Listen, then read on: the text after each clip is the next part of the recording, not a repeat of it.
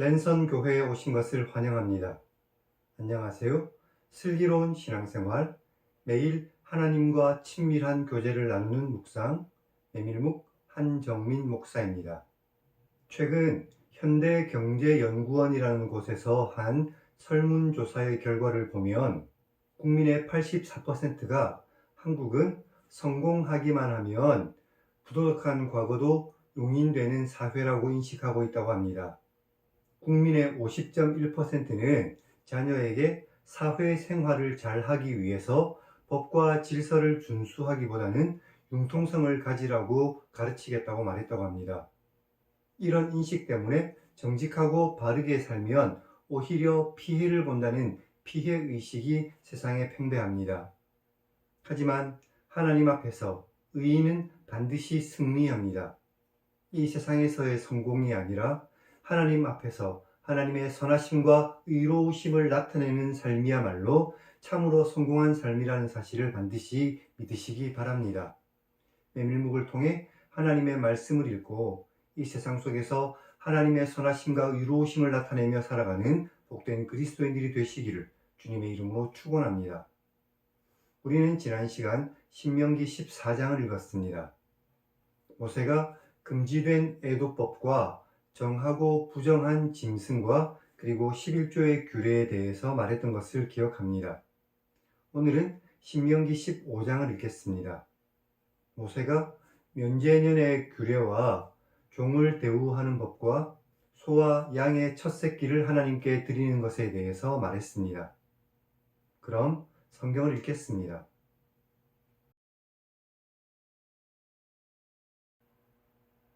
매번 7년 끝에는 면제하라. 면제의 규례는 이렇다. 그의 이웃에게 구워준 모든 사람은 그것을 면제하고 그의 이웃에게나 그 형제에게 독촉하지 말 것이니 이는 여호와를 위하여 면제를 선포했기 때문이다. 이방인에게는 내가 독촉할 수 있지만 내 형제에게 구워준 것은 내 손에서 면제하라.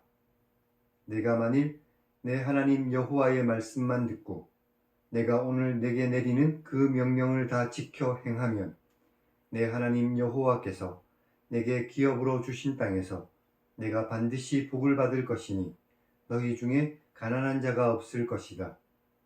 내 하나님 여호와께서 내게 허락하신 대로 내게 복을 주실 것이니 내가 여러 나라에 구워 주어도 너는 꾸지 않을 것이고 내가 여러 나라를 통치하여도 너는 통치를 당하지 않을 것이다. 내 하나님 여호와께서 내게 주신 땅 어느 성읍에서든지 가난한 형제가 너와 함께 있으면 그 가난한 형제에게 내 마음을 완악하게 하지 말며 내 손을 움켜쥐지 말고 반드시 내 손을 그에게 펴서 그에게 필요한 대로 쓸 것을 넉넉히 구워 주어라. 삼가 너는 마음에 악한 생각을 품지 말라. 곧 생각하기를 일곱째 해 면제년이 가까이 왔다 하고 내 궁핍한 형제를 악한 눈으로 바라보며 아무것도 주지 않으면 그가 너를 여호와께 호소할 것이니 그것이 내게 죄가 될 것이다. 너는 반드시 그에게 주며 줄 때에는 아끼는 마음을 품지 말라. 이로 말미암아 내 하나님 여호와께서 내가 하는 모든 일과 내 손이 닿는 모든 일에 내게 복을 주실 것이다. 땅에는 언제든지 가난한 자가 그치지 않을 것이기 때문에 내가 내게 명령하니 너는 반드시 내 땅 안에서 내 형제 중 곤란한 자와 궁핍한 자에게 내 손을 펴야 할 것이다. 내 동족 히브리 남자나 히브리 여자가 내게 팔렸는데 만일 6해 동안 너를 섬겼으면 7째 해에 너는 그를 놓아 자유롭게 할 것이고 그를 놓아 자유하게 할 때에는 빈손으로 가게 하지 말고 내 양무리 중에서와 타작마당에서와 포도주 틀에서 그에게 후히 줄 것이니 곧 내 하나님 여호와께서 내게 복을 주신 대로 그에게 주어라. 너는 애굽 땅에서 종이 되었던 것과 내 하나님 여호와께서 너를 속량하셨던 것을 기억하라. 그것으로 말미암아 내가 오늘 이같이 내게 명령한다. 종이 만일 너와 내 집을 사랑해서 너와 함께 살고 싶어 내게 말하기를 제가 주인을 떠나지 않겠습니다 하면 송곳으로 그의 귀를 문에 대고 뚫어라. 그러면 그가 영원히 너의 종이 될 것이다. 내 여종에게도 그와 같이 하라. 그가 6해 동안 다른 품꾼이 받는 삭세 배나 받을 만큼 너를 섬겼으니 너는 그를 놓아 자유하게 하는 것을 어렵게 여기지 말라. 그러면 내 하나님 여호와께서 너의 범사에 내게 복을 주실 것이다.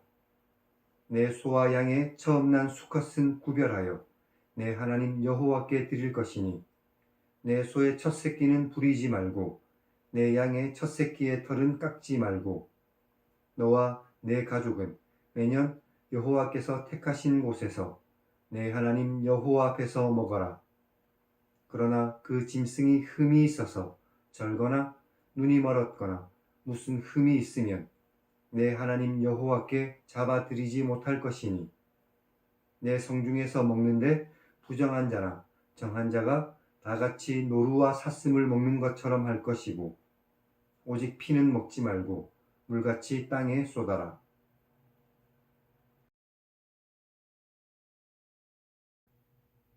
오늘은 여기까지 읽었습니다.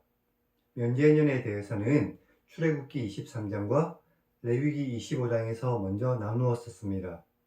매번 7년째가 되면 이웃에게 빌려준 것을 면제하는 규례가 바로 면제년의 규례입니다.